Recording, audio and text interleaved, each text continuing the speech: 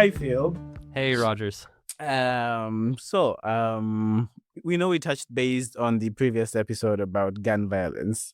So this is me actually telling you the lens of America on a movie, since I've never been there. So from movies, we get the imagery of America as a rough place to be. Like whenever you're walking the streets, and then the next thing you know is one person is shooting at the other, or either in a group of 10 people that you meet, probably 7 or 6 of them might be possessing guns.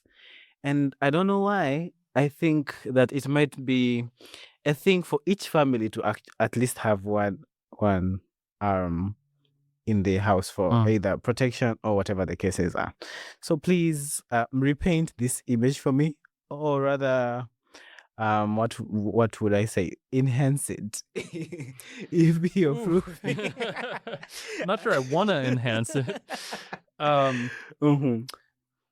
I mean, the stereotype of Americans carrying guns everywhere, while I think Hollywood, kind of dramatizes the whole like Americans having guns in their pockets wherever they move around thing for action movies, etc.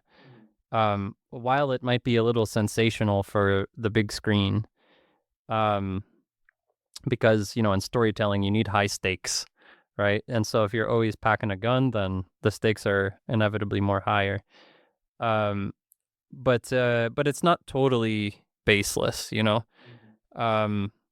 It is insanely easy to get a gun. Did you grow up around guns? No. Are there, like, if I wanted to get a gun, a handgun, how hard would it be here where we are? Pretty hard, actually. You have to go for training first. What do they call it? I would just call it a training, since I have no You get like a experience. license or something of the Yeah, you kind. have to get a license, and then you have to register it. I don't know. The process are like a lot. And with me not knowing, it just shows how difficult it is to like actually get one. So yesterday, a certain person in New York City carried out a mass shooting with a rifle, an AR-15 rifle. And I didn't know about this. I didn't really hear about it. It was just because I had a rare experience today of like actually Googling around what's going on in the world, and I happened to come across it. This is different from when I was young and Columbine, where there was a mass shooting at a school, took place, and the whole nation was kind of in mourning, in shock and mourning. Now we have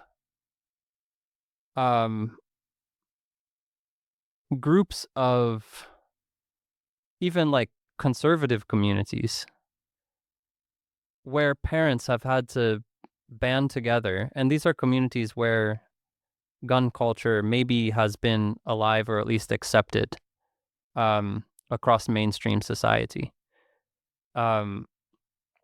Groups of parents are banding together to say, no, we don't want our kids to be shot in school. Like, this actually has to happen. There's even a group called, I think called Moms in Action.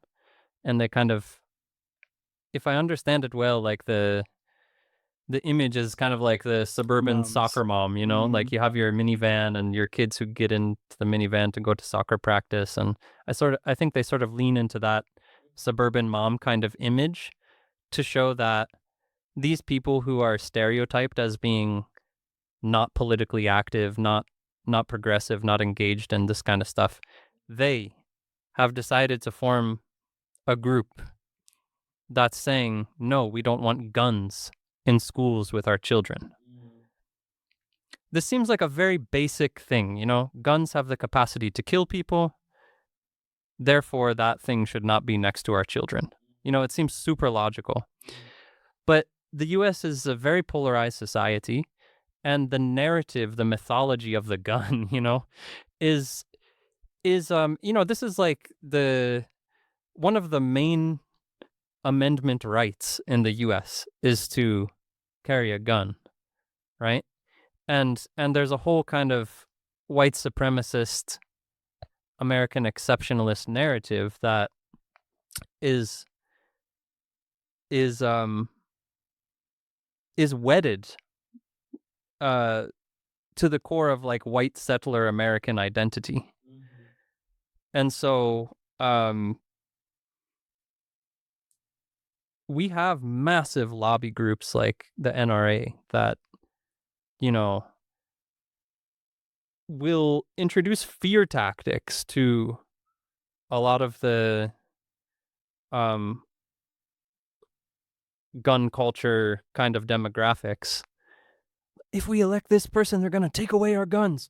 Don't vote for them. Like, this is like a main issue that people rally political, like electoral political power around, So it makes sense that people around the world look at Americans and they're like, okay, we see what's in movies, but we also see like what looks to be total insanity at like a collective scale in the US about guns being like this extension of your own body,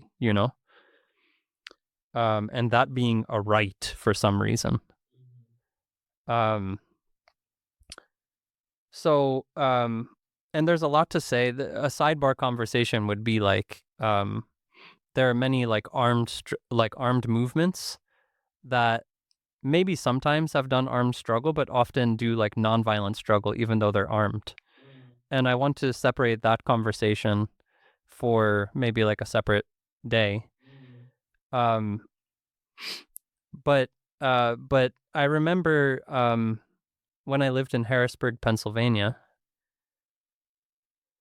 And if you didn't carry a gun, look, I don't think the numbers are not that high. Like, most people are not moving around with guns. Some are, but most people are not. I grew up in a house that had several guns in the house. I was taught to shoot a gun at a young age, sort of for sport. You see how accurate you can be at 50 yards or 100 yards away. Can you get a bullseye? Can you shoot the glass bottle and break it? It's part of, my kind of like rural East Coast white ancestry kind of activities and what it means to be a man and, that kind of socialization, blah, blah, blah. But most people are not, carrying around guns. But now you have people that have been completely systematically oppressed, and it's along very racialized kind of lines as well. You have children that are trying to help mom make the rent for the month, And so maybe they just got to go and bring some weed to somebody, get paid. And at some point that becomes dangerous because you have highly policed communities, you have turf wars with gangs and this kind of stuff. And, at some point, as a young child, many people start feeling like, okay, if I don't have a gun, I should look like I have a gun because like this might, in my mind, protect me, And so I lived in a neighborhood where, and again, I criticize the U.S. empire for this, not the children, not the community,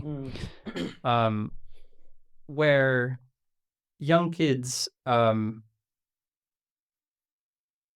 kind of, if they didn't have a gun, they made it a point to show people that they did have a gun.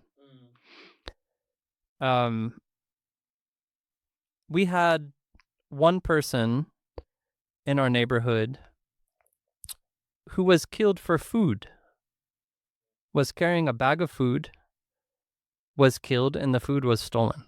What does that tell you about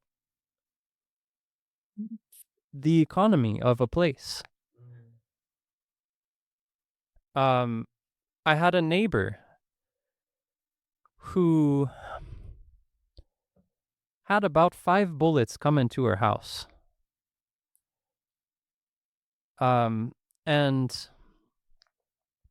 I remember there was an interfaith community that came together to decry all of the gun violence. But we made it a point not to blame the gangs. There's political responsibility here. There's also commercial responsibility, because you can go like not that far away to Walmart or a major supermarket or store, and you just you walk in and you buy a gun. No licensing? Yeah, of course you need to. I mean, look, these things are not too hard to obtain also on the streets, you know? You know somebody who knows somebody, and the deal is set up, you know? So, but that being said, it's not these kind of individual black market deals to blame, because like Walmart is in my home state of Pennsylvania, at least at one time, maybe still, is the biggest dealer of firearms. Walmart, you know, these are billionaires. It's a billionaire family that, you know, their workers are paid so little that they can barely afford what they need to survive. And if they can, you know, the workers are so fundamentally oppressed in this place just so a billionaire can get wealthier and wealthier and wealthier and destroy local economies across the United States and elsewhere. And still, they're selling guns. They have the legal, you know, ability to sell guns. And if you want to get that license, you can get that license. If you want to go shoot for sport at a certain place, it's not that hard. Like you were describing how, you know, you have to go for this license and this class and all this kind of stuff in Tanzania. I mean, the barriers to entry in the US are quite low. I never had a license. I was a child and I shot a gun. You know, and that was for sport, and because I was white and in a rural area, nobody ever questioned me, right?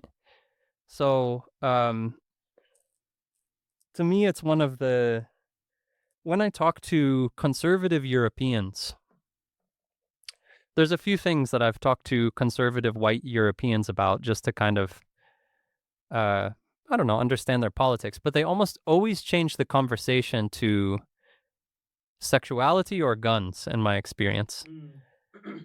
And one is like, why do you Americans like hate LGBT plus people so much? That's one question that comes up that I've had from a number of conservative Europeans. And then the other question that comes up is like, what is your obsession? Why are you guys like shooting everyone? Why do your schools have guns in them? Why can police tell parents that they're not allowed to go into the school and rescue their children from an armed person who is shooting them? You know, they're just baffled, you know? And they look like me. So there's something uniquely sick about white America and its relationship to firearms. You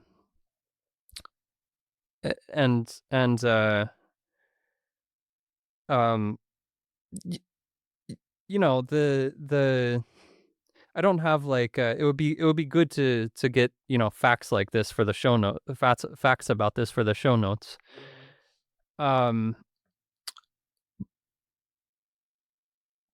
But you can see investments from the military in Hollywood. You can see investments from the Department of Defense in video games. And you wonder why all of this heaps and heaps of money is going into this. That's a topic for another day. We end in suspense.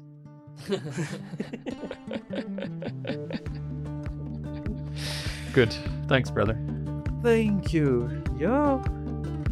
You know, I have only heard gunshots once Let me make sure. Really? Only once. Hi! We hope you enjoyed the conversation on this episode of Troublemakers and feel inspired to stir up some good trouble in your own community. Do feel free to check out our other episodes and subscribe to Troublemakers Podcast in your preferred podcast app. You can follow us on Instagram and Facebook as troublemakers.podcast for all the latest updates, behind-the-scenes content, and sneak peeks of what's coming next. We also love to hear from our listeners. You can email us via troublemakersthepodcast@gmail.com or simply drop a DM through our social media. And hey, if you enjoyed this episode, take a moment and share it with a friend or leave us a review. It really helps us grow our community of troublemakers. Keep shaking things up.